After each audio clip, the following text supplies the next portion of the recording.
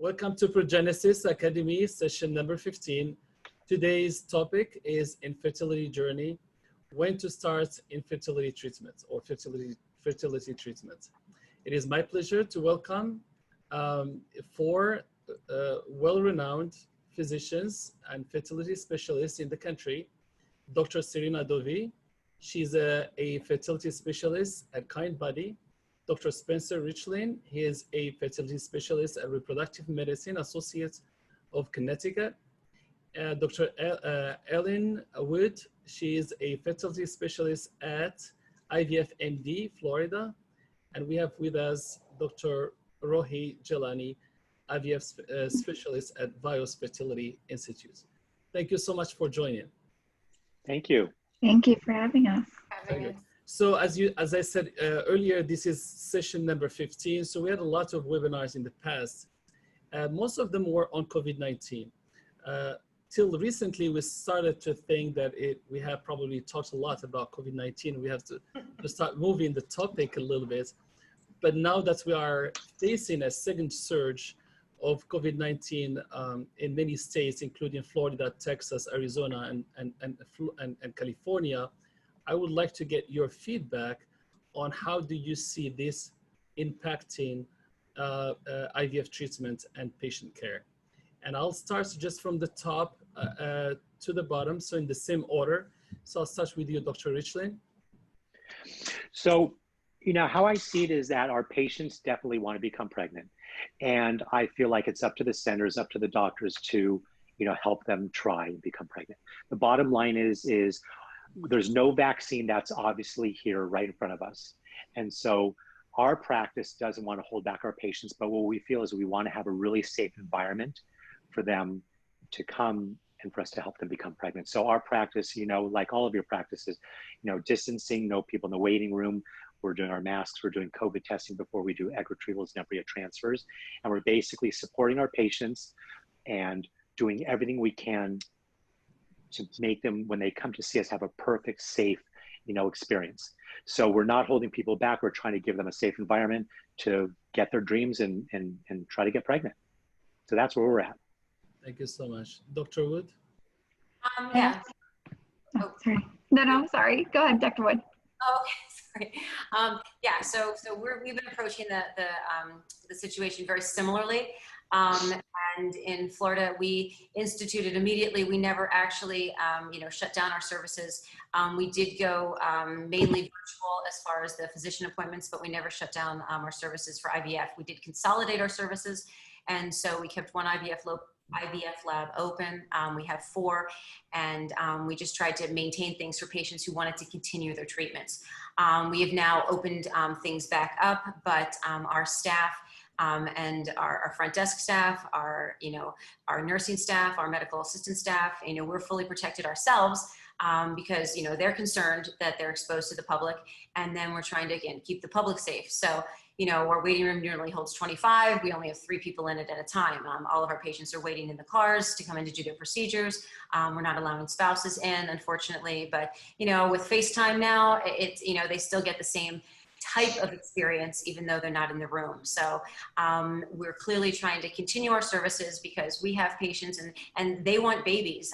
And, they feel that this is not something that would hold them back. They've been incredibly compliant as far as, fine, our husband can't come in, fine, I have to come to my appointment myself, fine, I have to do a virtual consultation. Some of them love it, some of them hate it. They want to sit in front of us. But it has been something that we've been able to, journey on, keep everyone, patients, staff, and, incredibly serious. And we've been lucky enough to be a private clinic. So we have not been able, when the first shutdown came upon us from hospital-based practices where clearly their hands were tied. They were diverting anesthesia services and other services from the hospital, but we had the luxury of not having to have our own private anesthesia. We have our own private anesthesia, so we did not have to divert resources, and we had plenty of PPE. We weren't at a lack for that. So we have continued on. We are concerned, obviously, about the surge in Florida, but we feel that we're properly protected and we can continue on, and our patients have been with us on it, and anything we tell them to do, they've been quite happy to comply. Fantastic, very good. Dr. Jeelani? I have to agree with both what Ellen and Spencer said. I think just kind of learning from the first phase and the first spike of that, we really were quick and swift to adapt to this and have put proper precautions in place to where it no longer seems, it is definitely very scary, but we do have ability to navigate and still get in our patients for fertility care and treatment. Just re-emphasizing testing, screening heavily, making sure we're socially distanced, requiring everyone to wear a mask. And it's very tough. It's very tough to go through this alone. So, you know, using FaceTime. So I've been using FaceTiming our partners that are in the car while doing an embryo transfer and doing as much as possible and really showing that as providers, we're truly very empathetic and here for you. And but not necessarily, it's not elective where you would, you know, cold turkey stop and say sorry. So just adapting with the time. Thank you so much. Dr. Dovey? Yeah, I mean, I'm going to kind of echo, I think, what everyone has said so far, but, you know, fertility treatment, you know, is considered essential medical treatment. And so it is a little concerning to see cases rising, but at the same time, we are doing everything. We have learned from this initial spike and are doing everything we can to really minimize the risk of any potential transmission in the office by having everyone in the office undergo COVID testing, by wearing masks when we bring patients to the office. We don't have anyone sit in the waiting room, and basically really just trying to minimize traffic through the office at every possible point, trying to really lean on virtual appointments whenever it's possible, and really trying to still basically do everything we can to social distance and minimize any potential transmission so that fertility treatments can continue, you know, continue without any sort of pause as we needed to do at the very beginning of the pandemic, when we weren't quite clear how the hospital systems were going to, whether they'd be overrun or not. So, yeah. Thank you so much. So before we go into, we have some patients that have asked some questions. We may have a few patients asking live, perhaps one or two patients. Before we go into the live questions, Riley, maybe you can release the first poll question, and I will go into my second question while we are waiting on the poll to be completed. So my second question is really inspired from a patient question.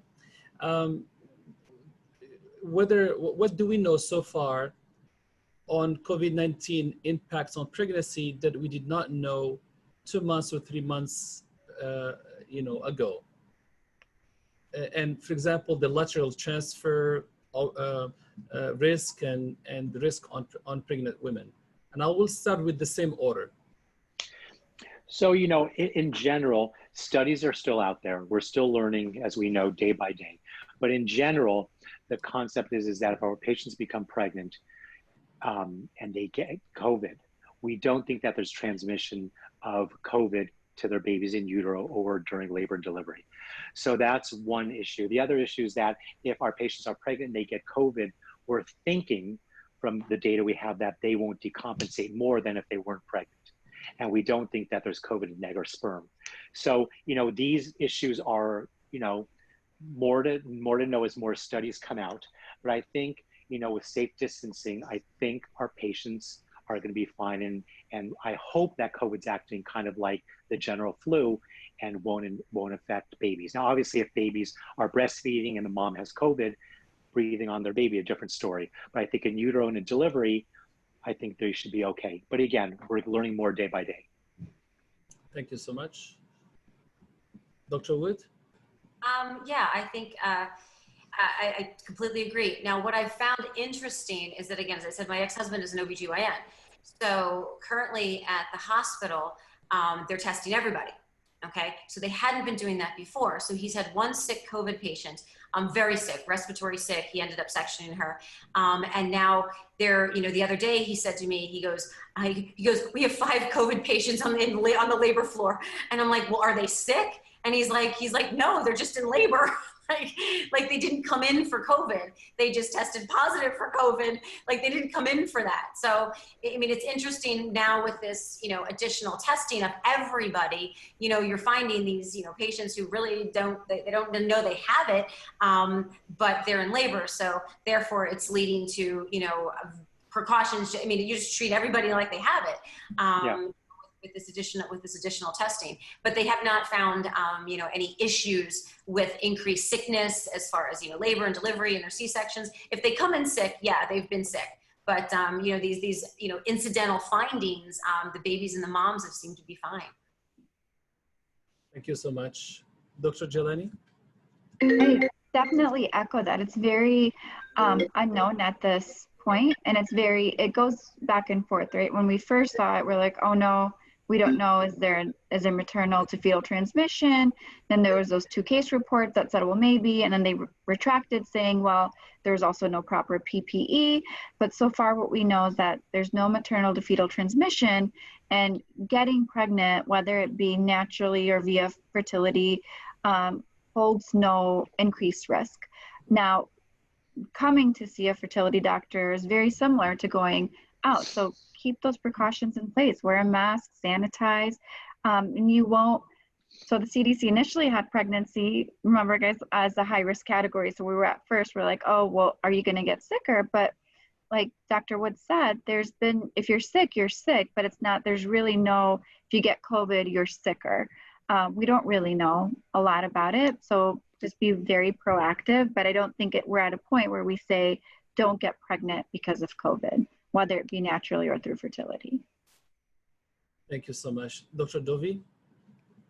Yeah, I think I agree with what everyone said. I think, you know, there's certainly no recommendation or, you know, cautioning against trying to get pregnant because of COVID. And to be honest, like we don't, none of us really know for how long this is going to be with us. It's not like we have a clear window where we can say, well, don't worry, you know, come August, we're going to be fine. So you can just all safely postpone and not worry about it. Like COVID is going to probably be with us for quite a while until we get vaccinated. So I think it's not really realistic to counsel lots of people to delay pregnancy sort of indefinitely. So I just echo what Dr. Jeelani was saying, like, you know, for people considering pregnancy now, I think it's really important just to take every precaution possible to minimize any risk of getting COVID while you're pregnant. And also, like everyone has stated, like we still really need more information. There are ongoing studies now and registries of women who are getting pregnant now to monitor and, you know, to really assess how many people may have COVID in pregnancy and whether there really is an impact. So for any patients who may be on the call, I just encourage you to see if locally where you are, if there is a research study looking at COVID and pregnancy going on that you might be able to register for, just so we can gain information faster. I know here in San Francisco, where I practice, the University of California at San Francisco, UCSF, does have an ongoing study registering patients in pregnancy right now. So. Yeah, we have spoken to the co-investigators that are part of that study, I think 2 or 3 webinars ago. And they are still enrolling patients, both from IVF and non-IVF. Mm-hmm. So we will be able to put the contact information for those patients who are interested in participating. And then we'll share the information with the rest of you in case if you have any patient that wanted to participate. Basically, the study looks at the impact of COVID-19 on pregnancy by measuring but by testing for antibody on a weekly basis, pregnant women undergoing the pregnancy phase. Very good. So we're gonna move into some questions coming from patients directly.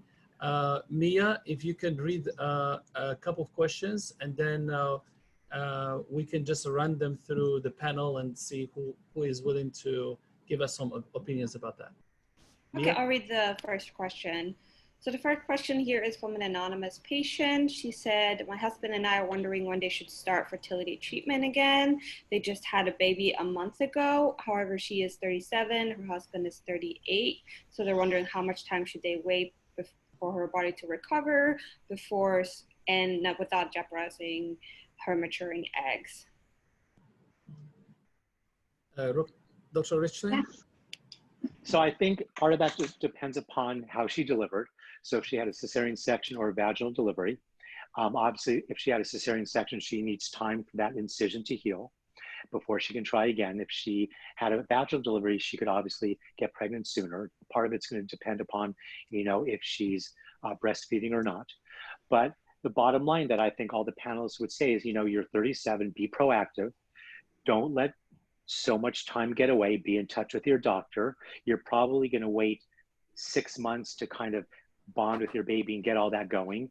And then depending upon breastfeeding and how you delivered, you may decide 6 months, a year, maybe a year, you know what, I'll reconvene and I'll try for baby number 2. So obviously we don't want her to wait till she's 38, 39, 40.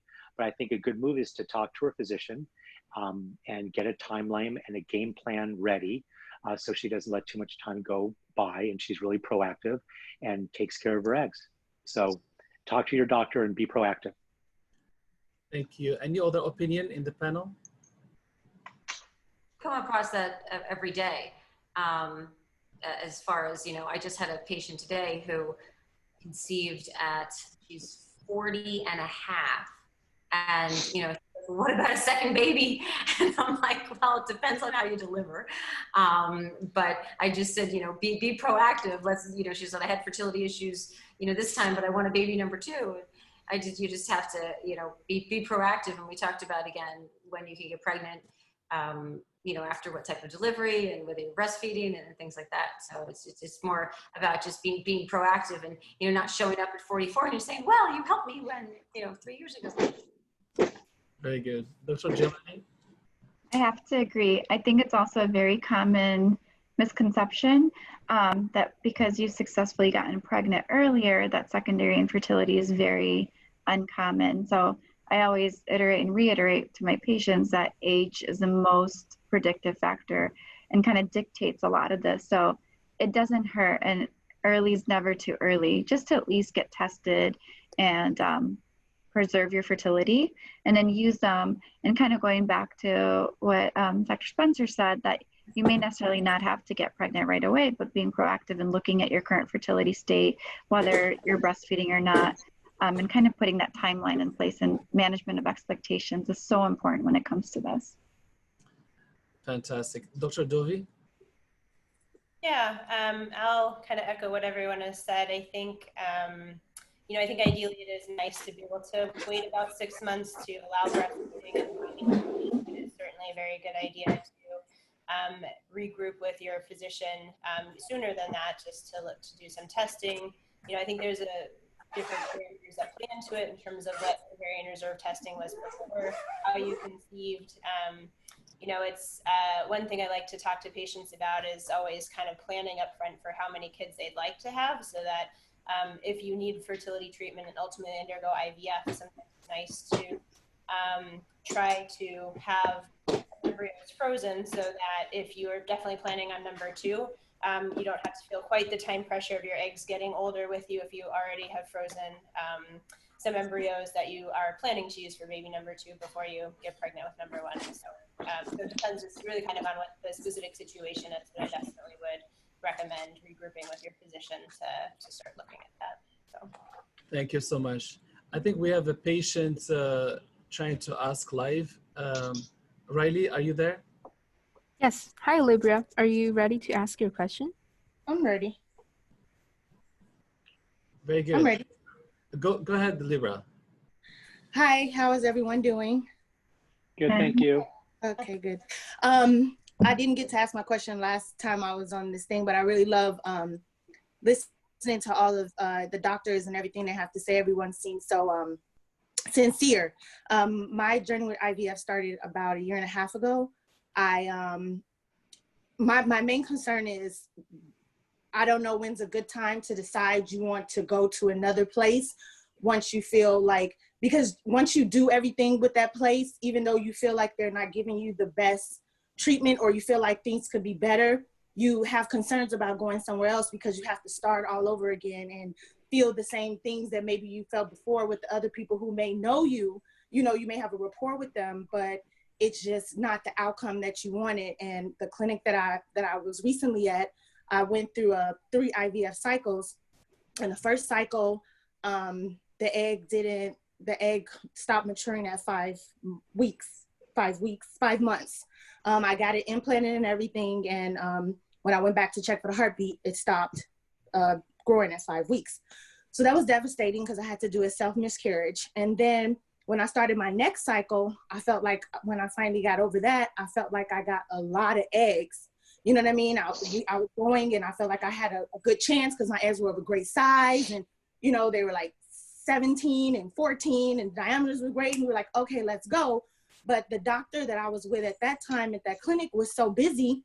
I felt like he didn't bring me back enough during my trial to check me. When I ended up giving myself the trigger shot, we get to the hospital, I wake up from the IVF procedure and they said I ovulated. And I'm like, well, what the F? You know what I mean? Like, it was just so devastating because I know that it was a good cycle and I was very hopeful. And it's just, I went one day and then when I went, they said, oh, and I hadn't been for 3 days. And then he said, oh, come back. You have to trigger because the doctor says your eggs are good. He's in China and then now he's coming back. And then I end up ovulating. And so then they put me with another doctor. This doctor was a little bit, you know, explained a lot more and was a little bit more attentive. But then I went through another cycle and none of my eggs were normal. I sent one to get tested and it said it wasn't normal. And then my other one, they said it wasn't, it's frozen, but I'm not sure if it's normal. So of course I'm going through the fact that I'm 38, I'm be 38 in October. And so it's an age thing. I'm thinking maybe my eggs are bad, but then I'm thinking maybe I just need to go to another place. So I just want everybody's opinion on like the best way to like decipher, like, how do I decide where to go? How do I even know what to do now? Because I've been with these people for 1.5 years and I'm lost. Like, we're devastated. Thank you so much, Libra. Dr. Jeelani, would you like to start on your feedback? What would be your Sorry, it was a lot. Thank you. Not at all. What would be my take on this? So I think speaking kind of from both perspectives, kind of going through my own fertility journey, the biggest thing I tell my patients is having that level of comfort with your physician, right? All of us kind of undergo very rigorous training. Pretty much all of us do very similar stuff. We're all very prolific and proactive. We read a lot. We have lots of meetings like these and patient education as well as doctor education. So it's truly the comfort of you with your doctor and that trust. I think having that trust is very important because this is such an intimate part, right? If there's any doubt that trust is not there, I tell my patients, and if my patients are on here a million times, go get a second opinion because I want you to know that there's everything that I'm doing is what I know. If there's anything else, because our end goal altogether, and I think everyone here can agree, is to have you have a happy, healthy pregnancy, right? And there's something that I may be missing or something, and just kind of hearing somebody else say that really helps. I know it helped me. I switched clinics and I had that same like, well, these are my colleagues and they know I practice fertility. Should I leave and should I go somewhere else? And that's a tough decision. But I think just having somebody else look at your stuff made me feel better. And giving something else a try, just knowing like maybe there's a different lab or maybe, you know, it helps kind of settle a lot of that doubt. And hindsight's always 20/20. Do I wish like I would have gone sooner or didn't leave? Of course, right? But it's a lot of doing what, if you say, well, I've given this lab in particular with a couple different doctors a try, I just want a new set of eyes. It's okay. And I'm sure your doctors would agree, and I'm sure all the doctors here would agree that we advocate for that because all of us at the end of the day want what's best for you. Thank you so much. Any other opinion in the panel? Well, Go ahead. I just have to say, like, so in our practice, I mean, again, we have frustrating cases just like this that are perplexing. And again, I just like Dr. Jeelani said, again, I actually encourage them to have a second opinion. So what we do before we have them leave the clinic, and again, we're a very large clinic, so we have 12 physicians. So, you know, one of very frustrating cases that I've had that you know, we got her, helped her get pregnant at their first insemination, and then she miscarries. And now we've gone to IVF with PGT, and I've been replacing, you know, normal embryos. And after 3 transfers with 4 normal embryos, I have not been successfully able to get her pregnant. So I typed up her entire history, you know, in an email, and I sent it out to my 11 colleagues, and I said, ideas, like, help, you know. And again, I got some really good feedback, you know, from them. Well, you know, did you look at this? Did you look at that? And, you know, and so we've looked at a bunch of, you know, different things, but it came from because we have such a huge group. But so, and if, you know, we didn't get any ideas there, I would say, hey, if, you know, there's plenty of infertility specialists around. And again, now with Zoom, you can consult with anybody almost anywhere. So, you know, I would always encourage a fresh set of eyes. And I would say to the patient, look, if you get another idea from somebody in New York or California, you know, you can still monitor with us. I'm not offended. And if you think that lab can do something better for you, you can monitor with us. We have lots of patients who, you know, monitor with us and go and do their IVF in California or here or there. So, I mean, I do think a fresh set of eyes is really helpful in some difficult cases, especially like your sounds. It sounds to be a little perplexing with the stimulations and stuff. Yeah. I totally echo that. I think that, like everyone is saying to you, it's all about you. We want you to have a great experience. If you're not getting a great experience, or you're just kind of feeling frustrated, like everyone said, a second set of eyes is so important.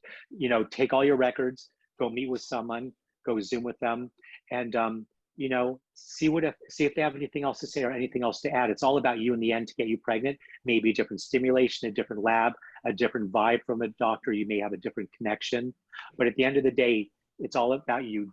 And you know, get a second opinion, and we just want you to succeed.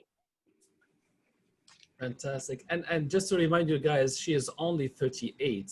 That means it's a pretty good age for fertility treatment. That's what I was thinking. Dr. Dovey, any comments?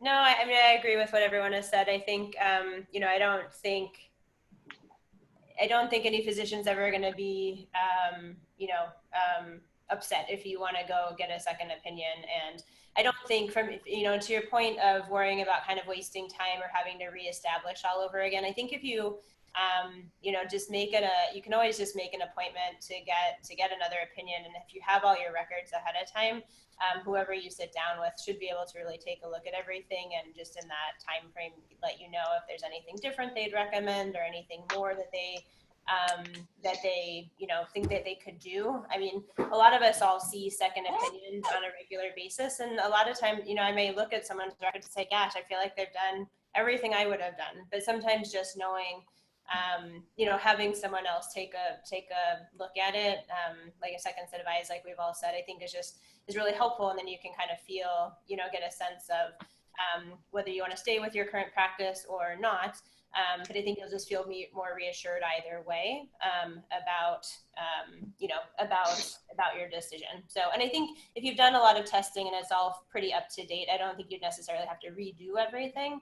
I think you could probably move fairly seamlessly into another treatment cycle without a lot of delay. So, thank you. Thank you so much. We're gonna, Libria, thank you so much for your question. Thank you. Now we're gonna move to another question. Mia, can you please take the next question in your list? Yes. So this question is from Yvonne. She is 47, and her and her husband decided to use donor eggs. So they purchased 8 eggs. 5 made it to blast, and they were sent for genetic testing. 3 came back abnormal, 1 came back normal, and then they had 1 that was inconclusive. So her question is if it's harmful or damaging to the embryo, the one that's inconclusive, to have it thawed and rebiopsied. Very good. I'll start with you, Dr. Wood. We have had very good success with this in our clinic. We've been doing it for probably about 5 to 6 years now. We were kind of on the cutting edge of, you know, doing a thaw and a rebiopsy for an inconclusive. However, my embryologist now, for the last probably 4 years, what they will do is when they biopsy an embryo, they'll biopsy it, and then on the embryo sheet that they write down, it will say, okay for rebiopsy. Or it'll say, okay, not to rebiopsy because they didn't feel there was enough trophoblast left. So we know right off the bat if the embryo, if they feel it's safe. I personally, I've probably had patients do it with the rebiopsy on 15 or 20 times in the last couple of years. And I'd have to say the majority of them have gotten pregnant with their rebiopsied embryo. I've had very few losses with the rebiopsy. And, you know, those embryos could be compromised technically if you biopsy an embryo that shouldn't be rebiopsied. Our lab has these, you know, very stringent criteria to say, and it's right on the embryo sheet. Yes, okay to rebiopsy. No, would not touch that one. So it depends on, you know, how the embryo has been graded, whether it be safe or not. But I've had very good experience with it, and so has our clinic, with not actually harming the embryo with the rebiopsy. And you've had some positive pregnancies and delivery through the rebiopsy, correct? An enormous amount of pregnancies. I tell you, I have at least, you know, 15, you know, that have been, you know, rebiopsied and replaced and been healthy. Thank you so much. Any other opinion in the panel? I mean, I echo exactly what you're saying. We have the same situation, and in our hands, and most of the really good IVF labs, you can rebiopsy and then use that embryo. I think a lot of the studies show that rebiopsying and doing a transfer should be just fine. So if there's a reason to rebiopsy and it's a good embryo up front, I think patients can do it with good counseling and usually will have really good outcomes, just as if it wasn't rebiopsied. Thank you so much. Dr. Jeelani? I was going to say, I definitely agree. It's important to look at which clinic and what their success is, because I think it's very clinic specific. Sometimes we get caught up in Dr. Google and say, what is the thaw survival and rebiopsy? But it's very clinic and lab dependent. So I think as a patient, that's important to ask. Dr. Dovey? Yeah, I agree. I think it's pretty standard.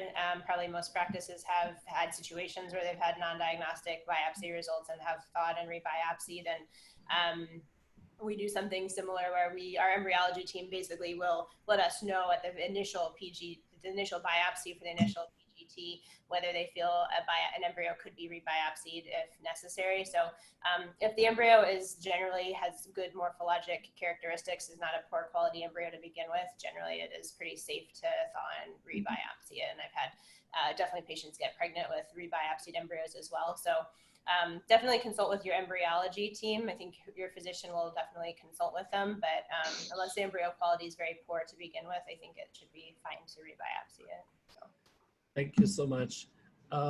Mia, can you take another question? Yes. So I have another question here from an anonymous patient, and her question is just, what is the difference between a fresh transfer versus a frozen transfer, and which is usually recommended? Okay, I'll take the question directly to Dr. Richlin. Wow, that's a wild question. So the question is, what's the difference between a fresh and frozen transfer? Agreed, everyone? Yeah, is it better? Is it the same? So I'll talk quickly, and I know the other panelists will jump in. So on a fresh transfer, you know, we stimulate the ovaries with gonadotropins, we take out the eggs, we put egg and sperm together, and we make embryos. And then usually day 5 of development, we put the embryo back in and do an embryo transfer and wait for a pregnancy test in 9 days and freeze extra embryos. We do great with that. That's kind of, as I would say, traditional IVF. There is, as we know, a lot of discussion out there, and the discussion is, well, on a fresh cycle, are we actually putting in the embryo in at the right time? Is that lining receptive? Is the window implantation good to hook onto that embryo and give us a positive pregnancy test when we're doing a fresh IVF cycle? Because in a fresh IVF cycle, our patients are being stimulated, a lot of estrogen, and that estrogen goes to the lining. Is that lining really fit for a fresh transfer? On the other hand, we all know that when embryos are frozen, so a lot of practices freeze their embryos first and then do a transfer, or as we all know, a lot of practices are biopsying embryos first and then they're all frozen, and then we do a frozen embryo transfer. In that situation, the practices feel like we have more control, and we're giving our patients estrogen that's very physiologic for a couple weeks, and then progesterone for 6 days, and then we do a transfer. And we feel that a transfer during a frozen cycle is more physiologic. And most centers are getting higher pregnancy rates when we do a transfer off of a frozen cycle compared to when we do a fresh transfer. So I'll just open up the discussion that way. Sure, our patients are doing fresh transfers, but a lot of patients who are doing embryo testing obviously have to do a frozen transfer. And there's some patients who are electing to freeze their embryos and then doing a frozen transfer, because we do a little bit better on a frozen transfer. And there's some patients who, during their stimulation, they're stimulating so much and they kind of don't feel great, or they're having elevated progesterone level early. We freeze their embryos, let them have a period, and do a frozen cycle. So I'll open up there and let some of the other people jump in. Yeah, I'm gonna just intercept one little comment. So most clinics likes to operate in a frozen transfer. In what situation a fresh transfer would be preferred? Dr. Wood. Well, I think a little bit differently about this than some of my colleagues. So I really am of the philosophy that if I'm taking a 41 or 42-year-old who's stimulating with only, and I'm only going to get 3 or 4 eggs, I would love to take her out to blastocyst and to biopsy her. But to, if it's a picture perfect blastocyst and she only has one, at the end of the day, if she's had a miscarriage before, I do think that most of my patients do want a biopsy. But if it grows nicely, it's made it to blastocyst, I think the added time, the added expense, if her hormone levels aren't too high, her progesterone levels not elevated, if she wants to save the money on the biopsy, take the possible risk of having a loss, sometimes I will do fresh transfers. I mean, the majority of our practice is frozen because most of our patients are opting for the biopsy testing of the embryos. But there's certain situations where it's kind of like, we're not going to make, a ton of embryos, because I really do think that the biopsy is very, very helpful. If you make 5 embryos and you only know that 2 are normal, and you're going to identify which embryo to put back first. But, in that very low responder, I can go both ways versus fresh and frozen. So I think there's clear indications where frozen is absolutely better. But there are some cases where I do think that, fresh might save the patient some time and money, and that they could use on another try with a fresh IVF, because a lot of our patients are, again, self-pay for this. But the majority, like probably 80%, 90% of our patients are frozen, but I do see the small window of indication for the fresh transfer. Thank you so much. Dr. Dovey, are they situations where the embryos are just too fragile to biopsy in certain patients, and you would rather do a fresh transfer? Or yeah, go ahead. I guess, I would rely on my embryologist to tell me if they felt an embryo is too fragile to biopsy. I think the way we look at it generally, just like Dr. Wood was saying, is really how many embryos you're able to produce. So I think, one way to look at doing a biopsy and doing genetic testing to know if the chromosome makeup of the embryo is normal is if that information is going to help you choose which embryo to put back. And so obviously if we're doing biopsies for genetic testing, generally we freeze the embryo and you'd have a frozen transfer. But in the setting of someone who has, who may be older, has diminished ovarian reserve, and no matter how we stimulate you, we may only get 1 or 2 embryos. If you have a single embryo, it's not really helping us at that point choose which embryo to put back, because we only have 1. And so I think in that situation, I agree, it's not unreasonable to just do a fresh transfer and put the embryo back that we were able to create.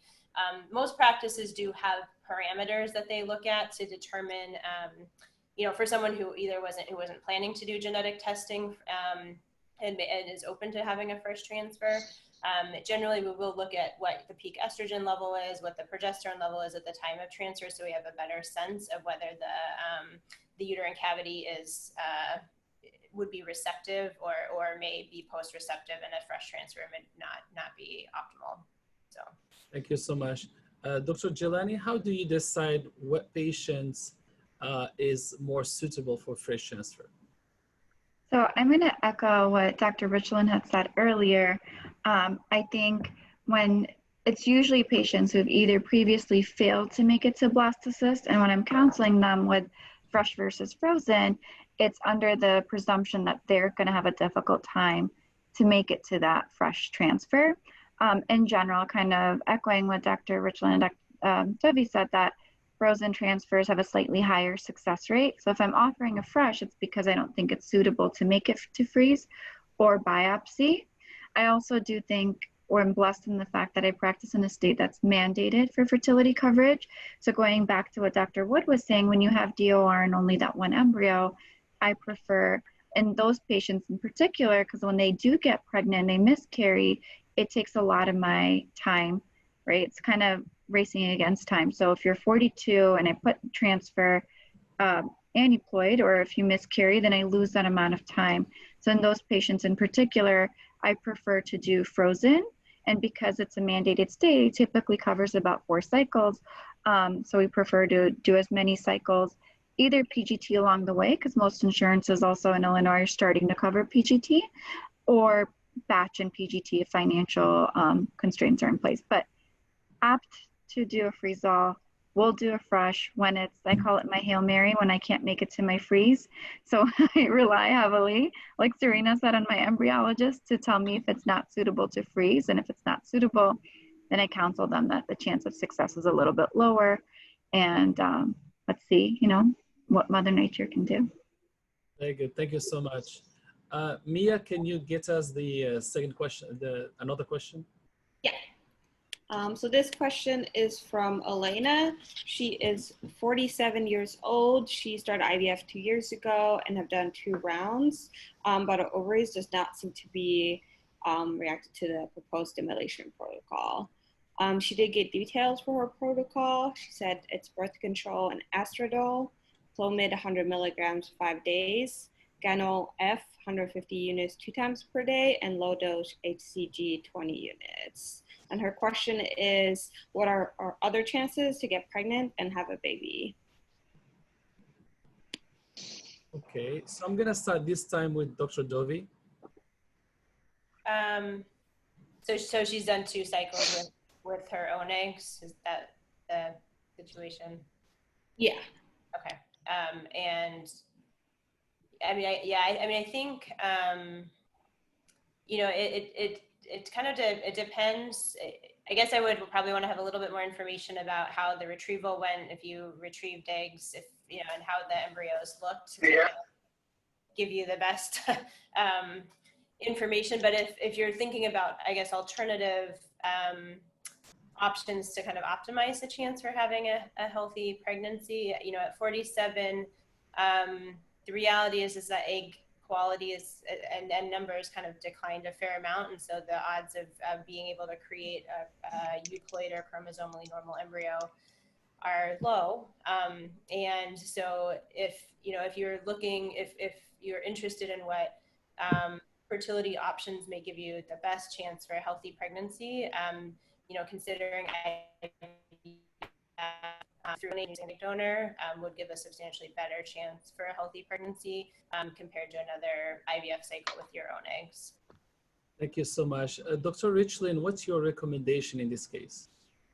So I echo what you're saying also. I think at 47, you know, we're getting to the point where sometimes people's ovaries don't want to behave and don't want to listen to the medicines, and people don't stimulate well, and we get out eggs and make embryos. The vast majority of time, those embryos are not going to be 46 chromosomes.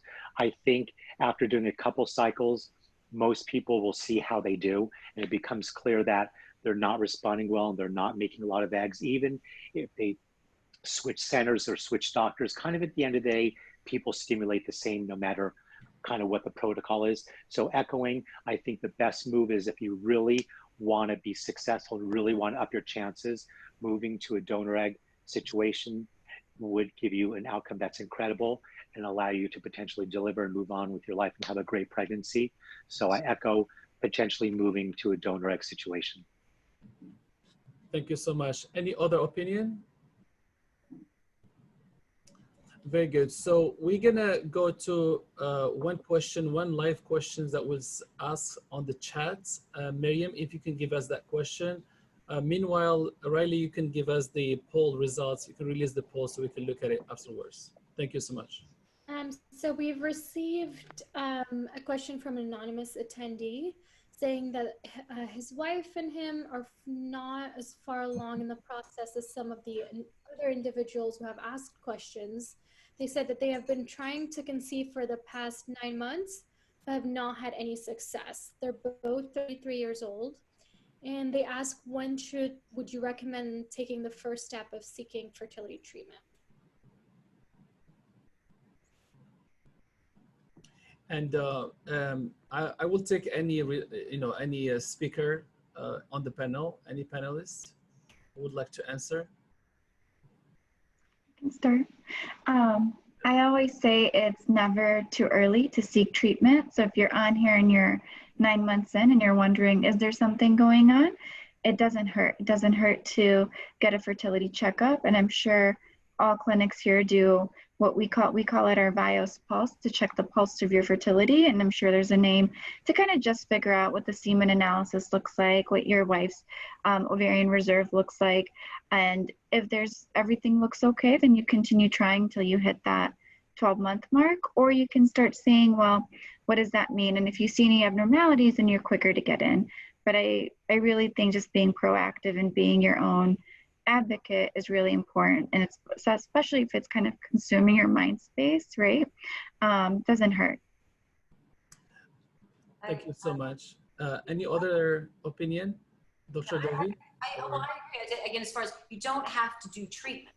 Right. Okay, so that's the thing. You don't actually have to do treatment, but to do the investigation to see if there could possibly be something wrong, just to be proactive. And again, maybe you have this fear, and I've seen this a lot. People even have the fear of coming to the specialist because they don't want to know if something's wrong. It's kind of even like cancer screening. Like, I don't really want to get my mammogram because I don't want to know if I have a lump, type of thing. I don't want to go to the fertility specialist. So we have people who just come and they really haven't been trying for that long, but their blood pressure is elevated, and I never have high blood pressure. I'm so nervous coming in because I don't want to know if anything's wrong. And then what will happen, and I've had this happen multiple times, we do the evaluation. We say, no, he looks good, you look good, your egg reserve looks good. And literally we get a call, 2-3 weeks later after we had that consultation to review their results, and they're like, I'm pregnant. Like, I call them handshake pregnancies. That's good, that's great. We just looked at the poll from the patients. We asked them if they feel comfortable taking an IVF treatment during COVID-19. 50% said they are very comfortable, 39% said they are somewhat comfortable. The majority feel like they're comfortable to go through an IVF treatment. In the old days, a couple of months ago, it was completely the opposite. So a lot of people were not feeling comfortable enough to seek an IVF treatment. The other questions that we keep asking the audience is the level of, what matters the most to a patient, and the majority are saying the communication with the physician, that what matters to them the most. And then getting enough information on the treatment and understand the success rates. How do you guys estimate the success rates? Do you use that criteria when you see a patient? Do you tell them this is how much your success rates? And I'll start with the next. I think maybe I'll start with you, Dr. Richlin. So in our practice, we look at success rates of our center for IUI cycles and IVF cycles, every 2 months. So all the 6 physicians of us, we all know our own personal success rates. And we break it down into age, IVF, non-IVF, again, donor egg cycles. So we all have an idea of what our success rates are. And whenever I'm talking to someone about doing a treatment, I think about, okay, their testing that they've done, how's their sperm, uterus, tubes, ovarian reserve, what's their age, and I know our backdrop success rates, and I kind of put them in to our success rates in our center. And then I'll tell them, hey, listen, based on what I'm seeing, your ovarian reserve, you're this and that, I think with us, your chance of pregnancy is this. So we do it based upon data, and we're always kind of looking at our data all the time. And data based on statistics. Absolutely, based on our center, broken down by different age groups, everything, good stats. And so we can really give our patients a real idea of what we do and what the outcome is. Very good. Dr. Wood? Yeah, no, I agree. We have the same thing. We have just these enormous spreadsheets. Each doctor, each embryologist, fresh, frozen, day 5 transfer, fresh transfer, day 6 transfer, frozen transfer. So again, there's an enormous amount of statistics. But what I kind of break it down to the patient is when we're looking at success, and we're going to do IVF, and again, the majority of our patients are doing PGT. We have kind of age-based success rates on what's the chances that they're going to achieve a normal embryo. Because in our normal embryos, it's evening the playing field between your 30-year-old and your 42-year-old. I mean, our 42-year-olds are conceiving with normal embryos in a very similar rate that our 30-year-olds are, because we evened the playing field with, a normal embryo. But the statistics and the chances of them getting that normal blastocyst, are much lower at 42 than they are at 30. So I kind of break it down that way. And so, your chances of getting a normal embryo at age 30 are this in our clinic, and your chance of getting a normal embryo at age 40 are this. But if you get that normal embryo, then this raises the bar, significantly over what it would be just for your age. That's great. So the success rate is based on statistics and the data that the center has accumulated based on the history of the patients. Does the stimulation play or impact that success rate, how the patient reacts to the medicine, to the drug, Dr. Jeelani? And how do you factor that, if you had to? So I would say the most indicative outcome for IVF especially is how you reacted in your previous cycle trumps everything. So you really use that and how you counsel your patients if you have that data available. So that specific protocol, or if they're coming from another clinic, because that really tells you your response, your blast development, your aneuploidy rate, right? Because everything till then, it becomes very hypothetical based on their numbers. In addition to using our center's data, which we all do, we kind of have our own quality assessment every month. You sit down, you gather your lab, your success, but it's also very important to kind of play into factor where these patients play into their age appropriate kind of cohort. So I know we're so used to using that black and white, like AMH greater than 1, FSH less than 10, but I tend to, when I counsel my patients, look at what they should be for their age. There was a really good publication a couple of years ago that stratified FSH and AMH based off on age, and it followed kind of like a DOR curve. Do you guys know what do you guys remember that? So I personally use that a lot if they're brand new fertility patient. In addition to kind of giving them success for patients their age, I also kind of break it down by their FSH and their AMH. And I think together with both of those factors, we put a good plan in place. Because I think everyone's very different when it comes to stimulation and retrieval. So their previous cycle trumps everything, then their numbers, and then our lab data. Thank you so much. Dr. Dovey, how do you use the data to estimate the success rates? And do you use that? How do I use data to estimate people's success rates? Yeah. I mean, do you use data to say, to estimate success rates for patients, or do you rely more on a case per case basis? I don't know. I think that, I think we all use data to estimate someone's success rates. I mean, that's really how there are, sometimes there are specific patient circumstances that may play into the likelihood of success. That may go beyond like, what is your AMH and what is what is for a typical, let's say 40-year-old with this AMH, this is how many eggs we typically get. This is what our general chance for pregnancy would be. This is what the chance for a euploid blastocyst would be if we're doing genetic testing. But I do think that there's some specific patient data that may make someone maybe fall a little bit outside the data. So just for example, like sometimes we see a lot of same-sex couples who may be doing fertility treatments like IUI or IVF, and somebody who has never actually actively tried to get pregnant, has never been exposed to sperm before, may behave a little bit differently, even if her AMH is a bit lower. than someone who has been trying to get pregnant with her partner for 12 months and has failed, has not had a pregnancy after 12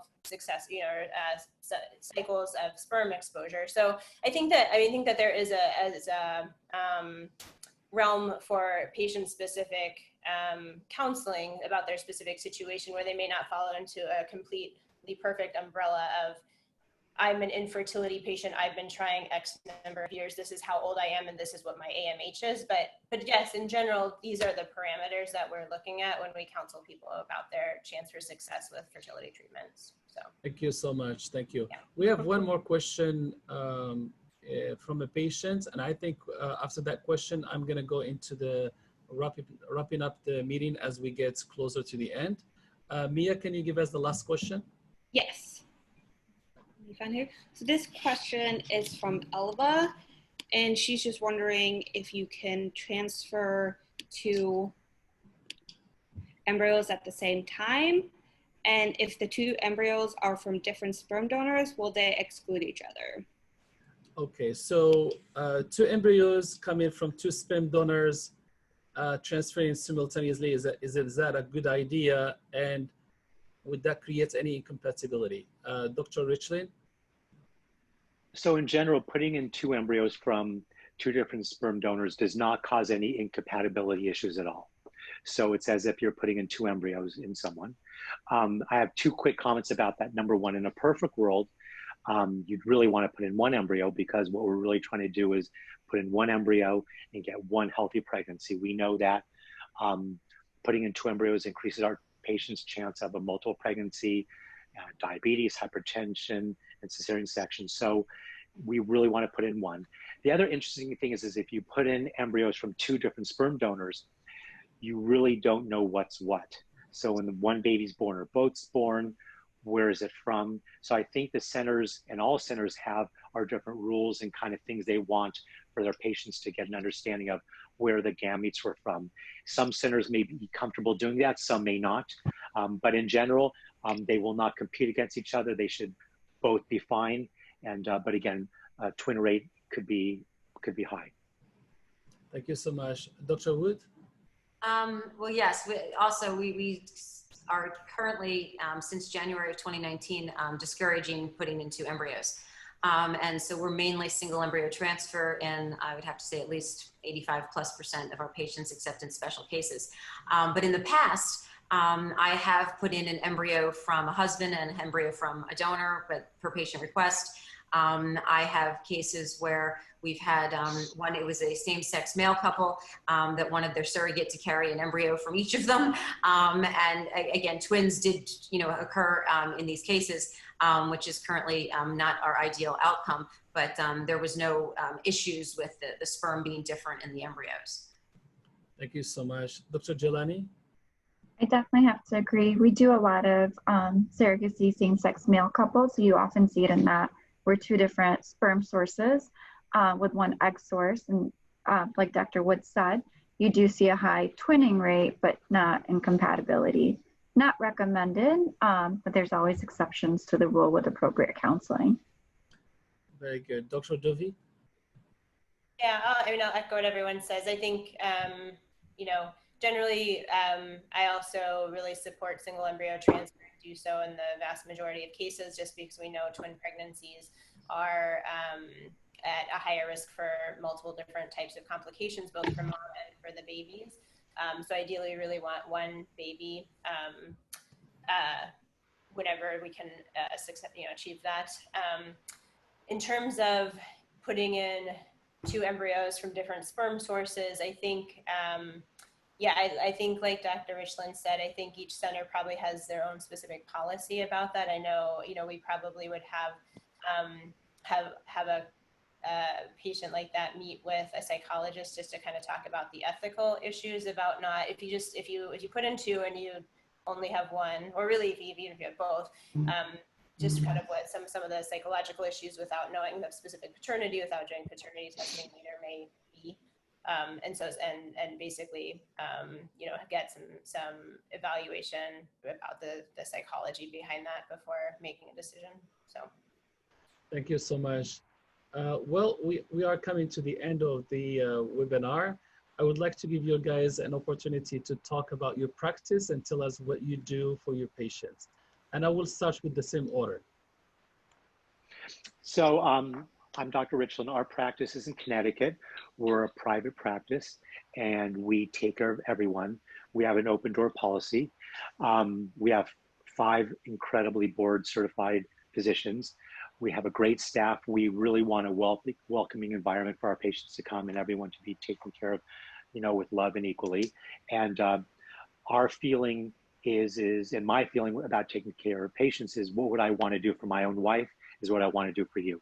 So when our patients come in, they're our family, and the biggest and most important thing for us and for all of the panel people, I would assume, is can we get you pregnant in a respectful way? So that's my goal, is to make it happen for people in an easy, simple, but a cool way. Thank you so much. Dr. Wood? My name is Dr. Ellen Wood. My office is in Cooper City, Florida. We are in a private practice, so we are still independent, and we have 6 offices. We currently have 4 IVF labs in multiple different counties, but our philosophy is very similar to Dr. Richlin. Again, we are a very large practice, but we're unique in the respect that we are able to offer our patients personalized care. So if it's my patient, I do their egg retrieval, I do their embryo transfer. Okay, we do not have a physician rotation. So in all of our offices, it's very similar that way. So it does sometimes when weekend procedures come along, which has not been that often now that we're doing most of our frozen transfers. But you know, we would have some weekends where we have 4 physicians there on a Saturday, each doing their own embryo transfer, just because the patient felt comfortable with their physician. So, you know, personalized care is something that we've tried to offer. Scheduling wise, it's sometimes been difficult, but that when you're dealing with a practice as large as ours, sometimes you don't see that in the very large, in the large practices. It's a physician rotation, and one physician does egg retrievals, no matter whose patient it is. One patient does embryo transfers, no matter whose patient it is. And again, that's how we've been able to practice for the last 25 plus years. Even as we have grown, we've still been able to offer our patients their own physician in 95% of cases. You know, sometimes if they know I'm on vacation, we'll hold my patients and we'll say, all right, you know, no starts on this weekend because Dr. Wood's away. And so their retrieval can be done by me. So we really emphasize the personalized care. And I think that helps with the patient just feeling, you know, much more comfortable going through this very, very stressful and emotional type of treatment. Thank you so much. Dr. Jeelani? My name is Roohi Jeelani. I'm a physician at Embryos Fertility in Chicago. We're also a fairly large practice. There's 8 of us, 7 all-female fertility doctors. No offense, Spencer, with males. Males are great. We do have 1 male, your fertility urologist, which is also great. We're very collaborative. So even though we're kind of spread across the Midwest and Wisconsin, St. Louis, Missouri, hopefully soon, Michigan, we meet every 3 weeks on a Zoom call very similar to this and kind of go over all our data, our SOPs, our interesting patients. So even though we're spread, we're 1. I see a couple of my patients on here, so you guys know we're very intimate with our patients. So most patients have our personal numbers, if not our Instagrams or DMs. So I think it's a very intimate part of our life that, thank you. I always tell my patients, thank you for letting me basically in your home and sharing your very most intimate details. So we're always here for you. And I think open communication is what we all strive for, especially when it comes to this, because fertility patients, right, you're only there for a couple of months. You start your treatment, you hopefully get pregnant, and you leave. So it's important to establish a good relationship. Thank you so much. Dr. Dovey? Hi, yeah, so I'm Dr. Dovey, and I practice at Kind Body in San Francisco, and we have offices here in San Francisco, LA, and New York. And we really, you know, one of our philosophies is we really like to encourage patients to really be proactive with fertility and really, you know, undergo assessments and kind of understand ovarian reserve and kind of plan for the full pregnancy that you want.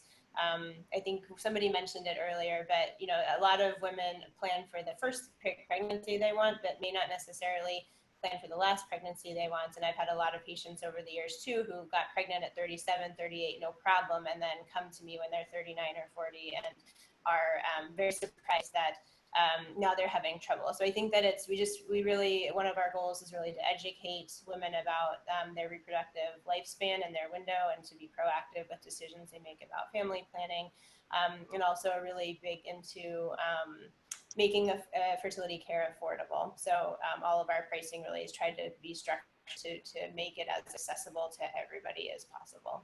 So. Thank you. And I also echo, I think we have a big emphasis on the patient experience. I think that as we've seen in the surveys here and in many surveys done on fertility treatments, I think patients often care more about their experience even than like the statistics. So I think, I think that we really want to focus on making sure everyone who comes in has a great patient experience as well. Absolutely. Thank you so much. Well, with this, we're coming to the end of the webinar. I would like to thank each one of you for bringing your expertise and your perspective on IVF treatments and for answering patient questions. Tomorrow, we're going to have another webinar. This time, it's going to be on the IVF laboratory. So we're going to be having a live tour of 5 labs in the United States, and we're going to learn how they're doing IVF lab practice and etc. So tomorrow we will meet again at 3 p.m. Pacific time. Thank you so much for attending and for your participation, and I will see you tomorrow. Thank you. Yeah. Thank you. Thank you.